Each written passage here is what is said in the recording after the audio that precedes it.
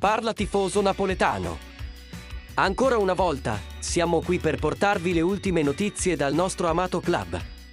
Non dimenticare di mettere mi piace al video e di iscriverti per non perdere nessuna informazione sul Napoli.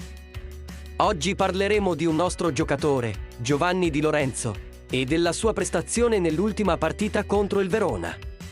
È stata una partita in cui Di Lorenzo, per la maggior parte, ha offerto una prestazione solida.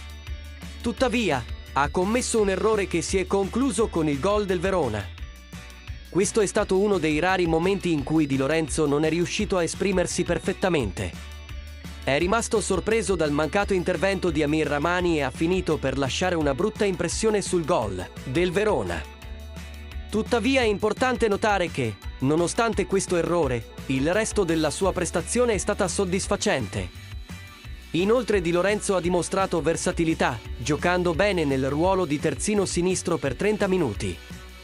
La tua capacità di adattarti a diverse posizioni è una grande qualità che può essere preziosa per la squadra. Dopo la partita, il capitano italiano ha utilizzato i social media per condividere la sua soddisfazione per la vittoria. Ha scritto: "È fantastico essere tornati alla vittoria. Ora concentrati sulla partita di martedì, Giovanni Di Lorenzo è un giocatore prezioso per il Napoli e, nonostante un piccolo errore, è stato costante e si è adattato bene a diversi ruoli." La vittoria contro il Verona ha portato gioia alla squadra e ai tifosi, e ora tutti aspettano con ansia la prossima partita di martedì.